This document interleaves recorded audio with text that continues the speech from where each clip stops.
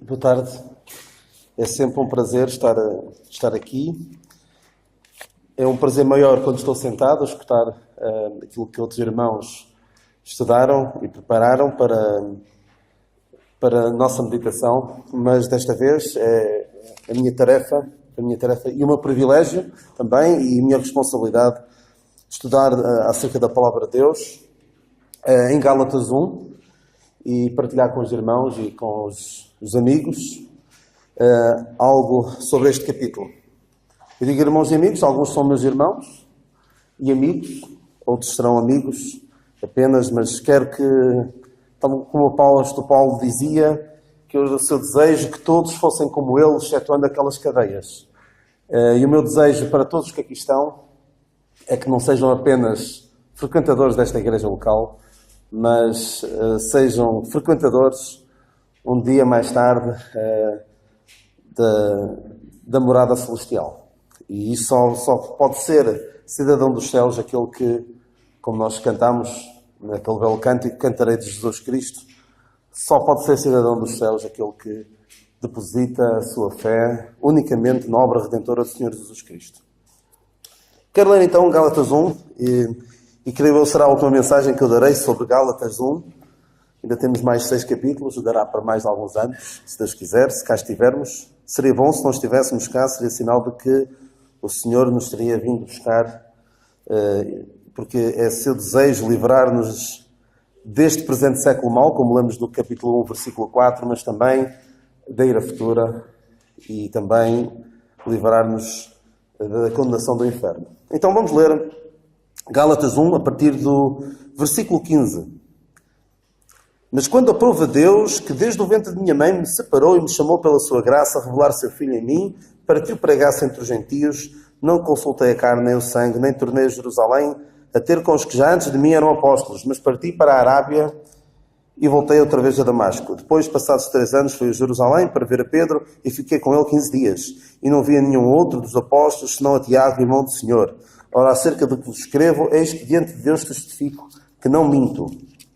Depois fui para as partes da Síria e da Cilícia, e não era conhecido de vista das igrejas da Judeia que estavam em Cristo, mas somente tinham ouvido dizer: aquele que já nos perseguiu anuncia agora a fé que antes destruía, e glorificavam a Deus a respeito de mim. Nós já vimos algumas coisas sobre este versículo 15, já há largos meses falei-vos sobre esta expressão, desde o ventre da minha mãe. Ainda hoje, pela graça de Deus, tenho a oportunidade de explorar este mesmo assunto do aborto, este flagelo que tem assolado a humanidade com o pretexto de direitos da mulher, negligenciam-se os direitos das crianças. Ainda ontem foi o Dia Mundial da Criança e, infelizmente, muitos não chegam sequer a nascer porque alguém achou que era um estorvo, que vinham complicar a sua vida. Mas este apóstolo Paulo foi chamado desde o ventre da sua mãe.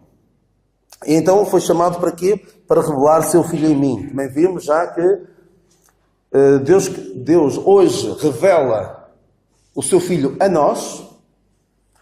Ele quer revelar, e nós lemos que a graça de Deus está manifestada, trazendo salvação a todos os homens. Mas Deus também quer revelar seu Filho aos outros através de nós. Ou seja, através da maneira como nós falamos aos outros, pregando o Evangelho. Mas, acima de tudo, Ele quer revelar seu Filho em nós. Ele quer que nós sejamos mais como Ele. E deve ser, e são 3 etapas da nossa identificação, desta revelação do Senhor Jesus Cristo a nós, por nós e, acima de tudo, em nós. Esta revelação, nós também já vimos, esta revelação contrasta, esta palavra revelar é a mesma que nós lemos no Apocalipse, a revelação. Há quem chame também o livro do Apocalipse, chame a revelação. E a palavra grega aqui, em revelar, é apocalypto, que é de onde vem a nossa palavra Apocalipse. E é importante que cada um de nós escolha que revelação de Jesus Cristo quer. Quer a revelação de Jesus Cristo que o apóstolo João escreve, uma revelação que nós vemos, quando lemos o livro do Apocalipse, vemos como Deus vai derramar a sua ira sobre este mundo? É isso que querem? Ou querem agora aceitar esta revelação do Senhor Jesus Cristo, esta revelação da graça? Então vem aqui uma parte um pouco mais técnica, talvez, mas que também é muito importante e que nós não devemos desprezar, que é o facto de que o apóstolo Paulo, depois de ter convertido, não consultou a carne nem o sangue. Ele passa grande parte deste capítulo 1 e do capítulo 2 sempre a reforçar a ideia de que esta mensagem que ele anuncia não é segundo os homens, ninguém lhe ensinou esta mensagem, mas foi o próprio Senhor Jesus Cristo que lhe revelou. Ele passa estes próximos versículos a dizer que recebeu isto do Senhor Jesus Cristo, esta mensagem, este Evangelho da graça de Deus, recebeu do Senhor Jesus Cristo, e não houve qualquer contacto com aqueles que, nós lemos aqui no versículo 17, os que já antes de mim eram apóstolos. Ainda temos visto isso à quinta-feira, no estudo bíblico, que o apóstolo Paulo, apesar de ser um exemplo para nós, em termos de salvação e em termos de conduta, há algumas coisas excepcionais nele. Ele, por exemplo, nós temos visto isso, ele foi chamado para o ministério sem ter dado provas de nada. O Senhor Jesus Cristo escolheu este, vai porque este é para mim um vaso escolhido. Enquanto que nós vemos como é que hoje as pessoas são escolhidas para o ministério na obra de Deus. Nós temos os requisitos, em 1 Timóteo 3, nós vemos aquele que for marido de uma só mulher, que for apto para ensinar e por aí fora. E depois até fala sobre os diáconos que primeiro sejam provados e depois sirvam. O que contrasta completamente com o apóstolo Paulo. Há também uma diferença bastante grande que nós vemos aqui, que o que é normal quando uma pessoa se converte? O que é que nós aconselhamos a qualquer crente? Lê a Bíblia, ora e o que é mais? Normalmente nós dizemos, junta-te aos crentes. Mas o apóstolo Paulo não fez nada disso. Mais uma situação excepcional na sua experiência. O Senhor disse-lhe, vai para a Arábia. Esteve lá há algum tempo. Talvez, não sabemos se destes 3 anos terão sido... Não dá para saber ao certo, nem dá para saber onde é que ele esteve, mas provavelmente terá sido ali que ele recebeu esta nova revelação, esta revelação de Jesus Cristo. Esta verdade que o apóstolo Paulo prega. E que nada tem a ver com o que os outros pregavam. Tanto que o Senhor fez questão de não ter qualquer contacto com os que já antes dele eram apóstolos. E depois, passados 3 anos, fui a Jerusalém para ver a Pedro e fiquei com ele 15 dias. E não via outro dos apóstolos senão a Tiago, irmão do Senhor. Ele esteve com Pedro. Esta palavra ver, fui a Jerusalém para ver a Pedro. Eu não sei se alguém tem outra expressão significativamente diferente, porque ele não foi apenas ver. Provavelmente ele não conheceria. Alguém tem uma palavra diferente? Não? Usam todos. João Ferreira de Almeida, Revista e Corrigida. Provavelmente. Muito bem. Então, ver. Esta palavra ver é historio. Ou seja, vem de onde vem a nossa palavra história. Foi conhecer, Paulo foi conhecer Pedro e foi conhecer algumas coisas que Pedro tinha para contar e provavelmente, vice-versa, também explicar algumas situações. Porque eu creio que Pedro, ainda por esta altura, ainda não teria percebido o que é que tinha acontecido com aquela visão dos animais que lhe apareceram e que o Senhor lhe disse mata e come. Provavelmente não teria percebido ainda bem o que é que tinha acontecido quando estava a pregar o Evangelho a Cornélio e ainda antes que eles fossem batizados já tinham recebido o Espírito Santo. E provavelmente aqui nesta conferência de 15 dias ele pôde conhecer um pouco mais de Pedro e pôde até explicar a Pedro que havia algo de novo que Deus tinha introduzido. Ele diz também que viu a Tiago, irmão do Senhor. Nós também falámos sobre Tiago. Este Tiago, e eu quero reforçar isso, que é importante nós meditarmos no seguinte. Tiago converteu-se só depois do Senhor Jesus Cristo ter ressuscitado. Tiago, que cresceu com o seu irmão, e já agora também falámos sobre o facto de Tiago ser irmão do Senhor, filho de José e filho de Maria, apesar de alguns querem dizer que era filho de uma irmã de Maria, ou que era filho de José de um casamento anterior e que ele tinha ficado viúvo, por aí fora. porque querem endeusar Maria, querem dar glória a Maria, quando ela é apenas uma serva do Senhor, quando ela é apenas alguém que precisa de um Salvador como todos os outros. Então, este Tiago, o que é que nós podemos ver sobre este homem? Só se converteu depois do Senhor Jesus Cristo ter ressuscitado. Ele que viu o Senhor Jesus Cristo crescer, nunca se achou na sua boca uma palavra de engano. Nunca viu o seu irmão pecar. Ainda assim, não se converteu. E não sabemos até se alguns dos outros irmãos nunca terão sido incrédulos toda a sua vida. E nós vemos que até um dos discípulos do Senhor, que passou perto do Senhor 3 anos, estava perdido. Isto é também uma lição para nós, para aqueles que andam no meio dos crentes e podem passar uma vida inteira perdidos. Mas também é uma palavra de consolo para nós. Se às vezes nós pensamos que se calhar alguns não se convertem por nossa causa, porque nós não somos um bom testemunho, pensem neste caso. Este Tiago, que nunca viu o seu irmão pecar, só se converteu depois. Portanto, também é motivo para nós não desanimarmos, claro, dar o melhor testemunho possível, falar da salvação que Deus oferece sempre que temos essa oportunidade, mas não desanimar porque o próprio Senhor teve um irmão que se converteu só mais tarde, só depois da sua morte. E nós ouvimos falar de casos de pessoas que oraram toda uma vida pela conversão do seu filho ou pela conversão de um familiar e só depois de partirem é que eles se converteram. Então o apóstolo Paulo continua e diz: ora, acerca de que vos escrevo, eis que digo, diante de Deus testifico que não minto. Há mais 3 passagens em que o apóstolo Paulo fala sobre não mentir. E podemos ler rapidamente em Romanos 9:1. Romanos 9:1.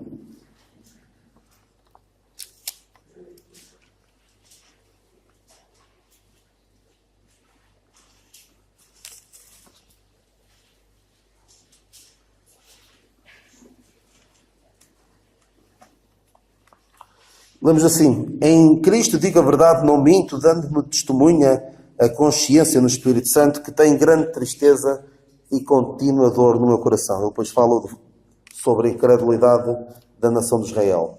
Em 2 Coríntios 11:31, um pouquinho antes.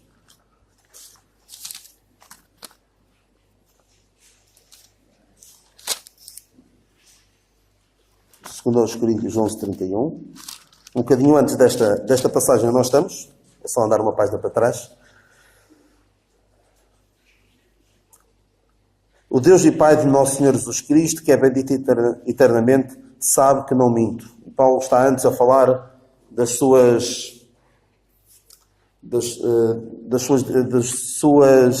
seus sofrimentos, das dificuldades pelas quais passou. Então ele diz: Deus sabe que não minto. Ainda em 1 Timóteo 2:7, nós lemos o seguinte. 1 Timóteo 2:7. Para o que, digo a verdade em Cristo, não minto, foi constituído pregador e apóstolo e doutor dos gentios na fé e na verdade. Ele sente a necessidade de, por assim dizer, jurar, dizer, testifico diante de Deus que não minto, porque era algo bastante importante. Infelizmente, o mundo jura por tudo e por nada e a maior parte das vezes está a mentir. Mas um homem de Deus, quando faz um juramento, é sobre algo muito, muito importante. E o que é que ele está aqui a dizer? Está a dizer que eu não estive com nenhum deles, nenhum dos que antes de mim eram apóstolos, nenhum deles influenciou a minha mensagem, ao contrário do que alguns querem fazer crer que Paulo foi, por assim dizer, receber a sua mensagem dos apóstolos. Ele já andava a pregar o Evangelho há muito tempo. Ele diz aqui que ele também testifica, ou seja, jura que não mente quando fala dos seus sofrimentos, porque podia alguém achar: Paulo, estás aí a dizer que passaste isso tudo, mas não tens provas disso, e ele jura por Deus que não mente, e aqui também sobre o facto de ele ter sido constituído pregador e apóstolo pelo Senhor Jesus Cristo. Então, isso são coisas importantes. Ninguém jura por uma coisa que não seja importante. Ninguém de boa fé, os mentirosos juram por tudo. Mas alguém, um homem de Deus como era o apóstolo Paulo, jura por uma coisa bastante importante. E aqui, esta questão da não influência de qualquer outra pessoa que não o Senhor Jesus Cristo sobre a sua mensagem, ele considera que é importante. E é triste quando algumas pessoas dizem ou querem fazer crer que isso não é importante. Isso de Paulo ter uma mensagem diferente, isso é de pouca importância. É de tanta importância que o apóstolo Paulo sente a necessidade de fazer um juramento. E quero dizer ainda outra coisa. Sobre Paulo esteve ali então em Jerusalém, mas ele viu poucas pessoas. Porque, como também nós temos visto no estudo bíblico, e recomendo a todos que possam comparecer à quinta-feira, somos bem menos do que aqueles que gostaríamos que estivessem, de estar ali para orar e para estudar a palavra de Deus. Todos são bem-vindos. Há muitos lugares ainda por ocupar e são todos bem-vindos. Ainda por cima, já não sou mais a dar o estudo, portanto, podem vir à vontade. E temos visto que o apóstolo Paulo, quando se converteu, ele passou de perseguidor a perseguido. E não terá sido propriamente fácil para os crentes aceitá-lo. Por isso, provavelmente, é que ele foi a Jerusalém e terá ido a Jerusalém de uma forma um pouco camuflada, não de uma forma aberta. Não chegou lá e disse: olha, eu sou Paulo, aquele que andava a perseguir. Provavelmente ele foi a Jerusalém de uma forma quase para que ninguém soubesse quem ele era. Porque, de facto, nós lemos que ele consentiu com a morte de Estevão. Possivelmente alguns dos familiares de Estevão eram crentes em Jerusalém.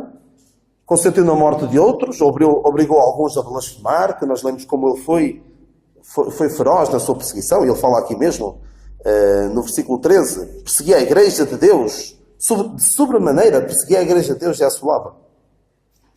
E não era fácil voltar ali a Jerusalém.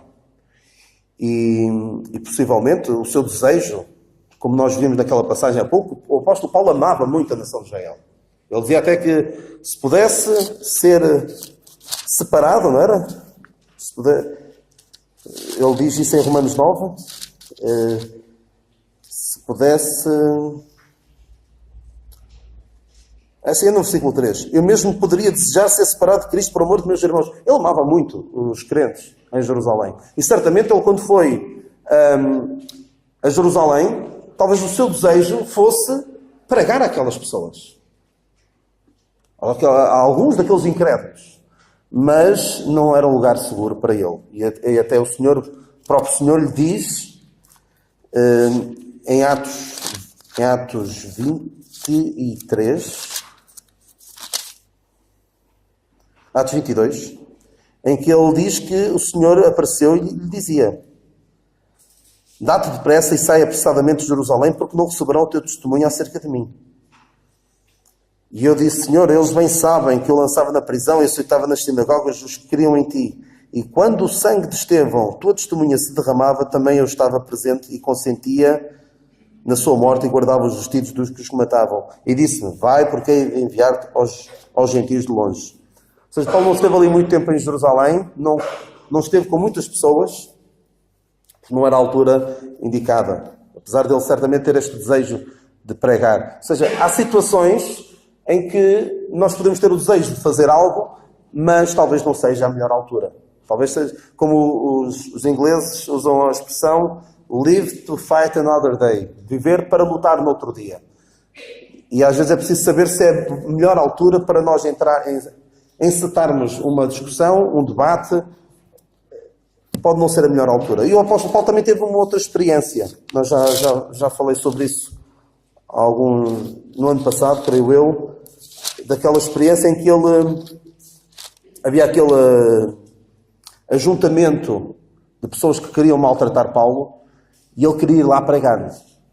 Em Éfeso houve um tumulto e ele queria, em Atos 19:30 nós lemos assim: e querendo Paulo apresentar-se ao povo, não lhe permitiram os discípulos. E também alguns dos principais da Ásia, que eram seus amigos, lhe rogaram para que não se apresentasse no teatro. Porque havia ali um grande ajuntamento de pessoas e se Paulo fosse ali, possivelmente poderia ser dali morto.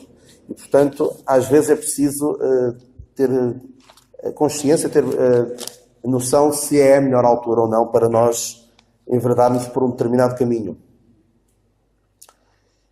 Então, continuando aqui na passagem, eu não tenciono demorar muito mais tempo, que ainda vou ter de me ausentar. Ele continua: depois fui para as partes da Síria e da Cilícia. Possivelmente Síria seria Antioquia, talvez. Cilícia é Tarso, de onde ele era natural. Mas ele não era conhecido de vista das igrejas da Judeia que estavam em Cristo. Ou seja, ele não terá estado muito tempo ali em Jerusalém e os crentes dali daquela zona não o conheceriam de vista. Mas somente tinham ouvido dizer: aquele que já nos perseguiu anuncia agora a fé que antes destruía. E nós temos aqui no versículo 22 e no versículo 23 duas expressões que eu podia passar à frente e não dar a grande relevância, que são dois argumentos que às vezes são utilizados para dizer: não, isso de Paulo ter uma mensagem diferente, isso é uma interpretação errada das Escrituras, não está correto. Então o que é que nós lemos aqui? E não era conhecido de vista das igrejas judeias que estavam em Cristo. A verdade é que alguns já estavam em Cristo antes de Paulo. Paulo até diz isso mesmo, não diz? Alguns já saberão qual é a passagem. Em Romanos 16, nós lemos em Romanos 16:7: saudai a Andrónico e a Júnia, meus parentes e meus companheiros na prisão, os quais se distinguiram entre os apóstolos e que foram antes de mim em Cristo. Então já havia pessoas em Cristo antes de Paulo. Já havia pessoas no corpo de Cristo antes de Paulo. No corpo de Cristo não creio, mas em Cristo já havia. Porque isto é importante. Toda a humanidade se divide em dois grupos: os que estão em Cristo e os que estão sem Cristo. Os que estão salvos e os que estão perdidos. Os santos e os tantos. Só dois grupos. E estas igrejas das Judeias estavam em Cristo. Não creio que estivessem no corpo de Cristo, porque o corpo de Cristo é só o apóstolo Paulo que fala da igreja como sendo o corpo de Cristo. E creio que foi ele mesmo o primeiro, o protótipo, por assim dizer, o primeiro crente salvo pela graça de Deus e pertencente ao corpo de Cristo. Mas os outros já estavam em Cristo. De uma forma diferente, não no corpo de Cristo, mas em Cristo. E depois há aqui esta outra que diz: aquele que já nos perseguiu anuncia agora a fé que antes destruía. E podem alguns dizer: ele está a pregar a mesma coisa. É assim, alguém pegar neste versículo 23 e dizer: aquele que já nos perseguiu anuncia agora a fé que antes destruía, e quer daqui tirar a ideia de que Paulo está a pregar exatamente a mesma coisa que os outros pregavam, é caso para dizer: então o apóstolo Paulo está a escrever o capítulo 1 e o capítulo 2 para quê? Ele faz questão de dizer: eu não estive com ninguém dos 12. Estive com Pedro, passado alguns anos, durante 15 dias apenas, e eu recebi este Evangelho. Ele diz também que recebeu este Evangelho, não foi por homem algum, mas pela revelação de Jesus Cristo. E depois pegar neste versículo e contradizer todo este contexto do capítulo 1 e do capítulo 2, é quase como um aluno a quem eu estou a ensinar as equações e que num dia me diz: professor, agora o professor está a dizer que o x vale 8, mas ontem dizia que o x valia 6, então como é? Sinal que não percebeu a lição. Não percebeu o que está aqui em causa. Então, o que é que acontece aqui? Ele anuncia agora a fé que antes destruía. Reparem que quando o apóstolo Paulo pregava o Evangelho, Ele começava sempre, nós podemos ler isso em Atos 9:22, que ele confundia os judeus que habitavam em Damasco, provando que aquele era o Cristo. A mensagem que o apóstolo Paulo pregava começava sempre por mostrar que o Senhor Jesus era o Cristo. E era assim que ele... O que é que ele fazia sempre quando pregava? Ia às sinagogas, ia principalmente às sinagogas, que era onde pensava ele, havia pessoas que podiam ter alguma receptividade em relação ao Evangelho. Porque já conheciam a lei e alguns conheceriam a figura, a personagem histórica do Senhor Jesus Cristo. E ele dizia, e é neste que vos pregamos, é no seu nome que vos pregamos a salvação. Quando ele fala aqui de fé, a fé que antes destruía, é a pessoa do Senhor Jesus Cristo. Não é a mensagem. A pessoa do Senhor Jesus Cristo que sempre foi quem salvou. O apóstolo Pedro também diz, em nenhum outro há salvação. Então, quando diz aqui, aquele que já nos perseguiu anuncia agora a fé que antes destruía, que a fé não é que ele estivesse a anunciar a mesma mensagem. E glorificava o Deus a respeito de mim. Ou seja, estas pessoas olhavam para Paulo e pensavam que transformação admirável houve na vida deste homem. Há um cântico que até começa, que mudança admirável, agora não sei o resto, mas há um cântico que começa assim, não é? Que fala de uma mudança admirável que houve na nossa vida. E no caso do apóstolo Paulo também houve. Ele passou de um empreendimento que lhe dava prestígio, lhe dava estatuto social, estatuto religioso, lhe dava até dinheiro, possivelmente, que ele era extremamente zeloso das tradições dos meus pais e parece-me que ele até ganhava dinheiro e deixou tudo isso para uma vida proscrito na sociedade, odiado por todos. Mas, na verdade, ele passou não só de perseguidor a perseguido, mas passou de perdido para salvo e passou do reino das trevas para o reino da luz. E quando isto acontece, na experiência de qualquer um, a glória é para Deus. A glória tem de ser para Deus. Não deve ser para outro qualquer.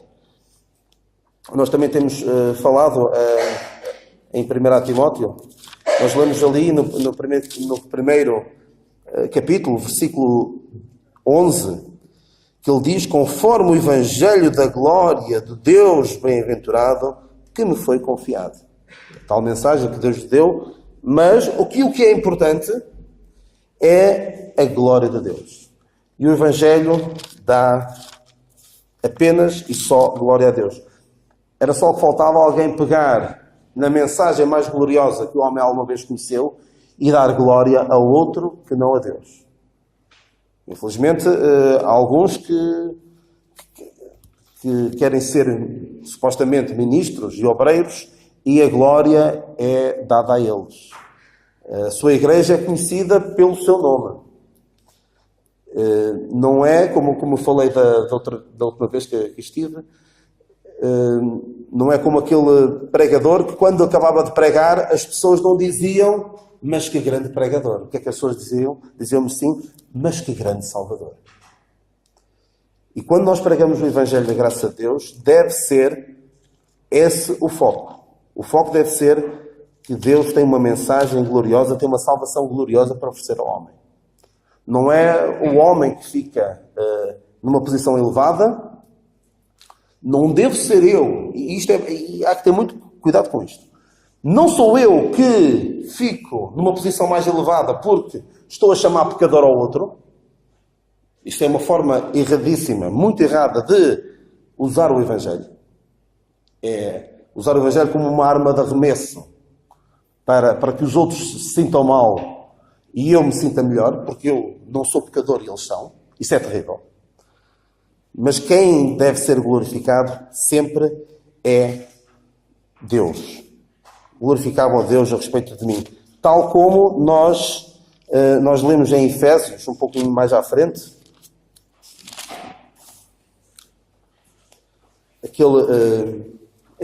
toda a passagem é extraordinária, Efésios 2.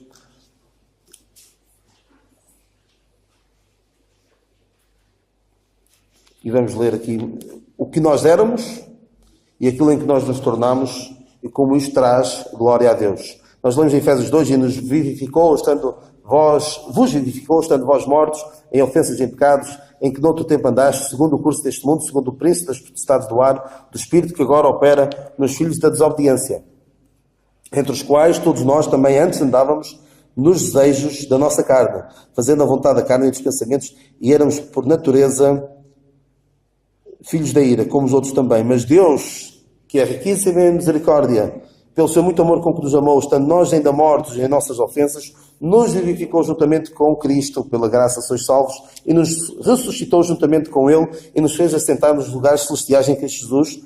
Agora, para mostrar nos séculos vindouros as abundantes riquezas da sua graça, pela sua benignidade para connosco em Cristo Jesus.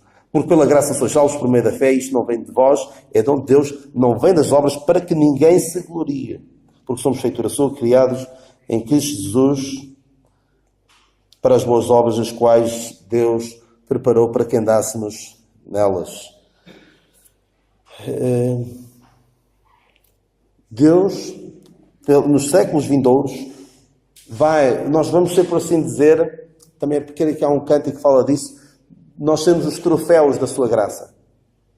Nós vamos ficar por toda a eternidade como exemplos daquilo que Deus pôde fazer. Pegar no mais vil pecador e transformá-lo num santo, devido àquilo que Cristo fez.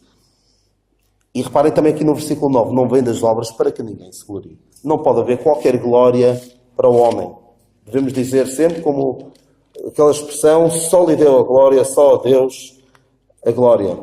Era só o que faltava algum dia alguém poder chegar à eternidade e dizer a Deus, obrigado pelo Senhor Jesus Cristo, obrigado pela salvação que operaste em meu favor, mas eu estou aqui porque também fiz algo para estar aqui. Eu fiz um pouco mais do que os outros para estar aqui. Não, ninguém poderá algum dia ter um pouco que seja de glória. E nós temos visto como o homem querer glorificar-se a si mesmo é terrível. E na escola dominical, durante as últimas semanas, Jonas esteve a falar de vários reis e de como eles quererem elevar-se a si mesmos, o seu orgulho, o quererem glorificar-se a eles. Um deles até permitiu que dissessem voz de Deus e não voz de homem, e morreu. Estas pessoas quiseram glorificar-se a si mesmas. E vemos como foi terrível o seu fim. Mas o pecador humilde percebe que precisa desta salvação, percebe que não há nada de bom em si mesmo e então confia nesta obra redentora que nosso Deus oferece por meio do Senhor Jesus Cristo. Que não aconteça connosco, que possa acontecer connosco isto. Isto seria extraordinário se isto pudesse ser escrito no meu epitáfio. Que glorificavam a Deus a respeito dele. Ou seja, pessoas davam glória a Deus por esta pessoa. Será que é isto que acontece comigo? Será que acontece comigo? Pessoas interessarem-se mais por Deus? Pessoas darem graças a Deus pelo exemplo que eu dou? Ou será que o que acontece comigo é aquilo que o apóstolo Paulo também diz, mas noutro contexto, diz em Romanos 2:24, o nome de Deus é blasfemado entre os gentios por causa de vós.